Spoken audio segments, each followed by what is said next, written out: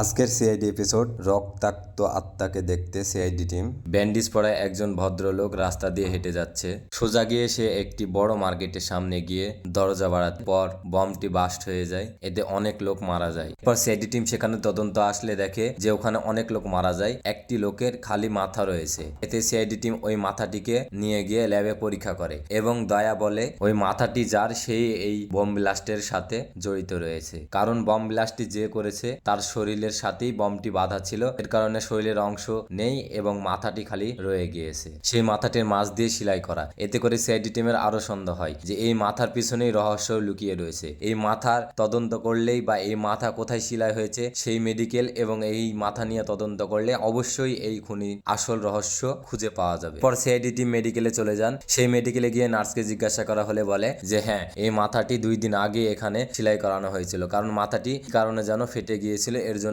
এখানে সেলাই করা হয়েছিল। তো সিআইডি টিম তাকে জিজ্ঞাসা করে যে এখানে যে সেলাই করতে এসেছিল সেহেতু তার পরিবার এবং বাসা কোথায় সকল ডিটেল আপনাদের কাছেই আছে। তখন নার্সটি বলে হ্যাঁ, সকল কিছুই আমাদের কাছেই আছে। এরপরে একটি ডাক্তার এসে ওখানে পৌঁছায় এবং ডাক্তারকে জিজ্ঞাসা করলে বলে হ্যাঁ, আমি এই মাথাটি আমি অপারেশন করাইছি, এই কথা বলে। এরপর দয়া আর অভিজিৎ ওই লোকটির বাসায় গিয়ে পৌঁছায় এবং গিয়ে তাদেরকে জিজ্ঞাসা করা হলে বলে যে আমার স্বামী মেডিকেল থেকে আসার পর যা কেমন যেন পাগলের মতো আচরণ করছিল। এরপর সিআইডি টিম তাদেরকে বলে যে আপনার স্বামী মারা গিয়েছে। এতে করে মেয়েটি ভেঙে পড়ে এবং বলেন যে আমার পরিবারের একজনই উপার্জনের লোক ছিল আমার স্বামী, আমরা কি করব, এমনি আমাদের পরিবারে অনেক অভাব, আমরা খেতে পাই না, একবেলা খেতে পাই তো আরেক বেলা খেতে পাই না, এই বলে কান্নাকাটি করছিল। এরপর সিআইডি টিম তাদেরকে সান্ত্বনা দেন। পর সিআইডি টিমের অনেক সন্দেহ জড়ায়, কারণ তারা গরিব ফ্যামিলি, তারা তো এর সাথে অ্যাক্টিভ থাকবে না, তার মানে কেউ না কেউ এই কাজটি করিয়েছে। এরপর দয়া আর অভিজিৎ রাস্তায় গাড়িতে যেতে লেগে আবার ফোন কলে শুনতে পাই যে আরেকটি মার্কেটে সেম একইভাবে বম ব্লাস্ট করে মার্কেটের অনেকেই মারা গিয়েছে। পর সেখানে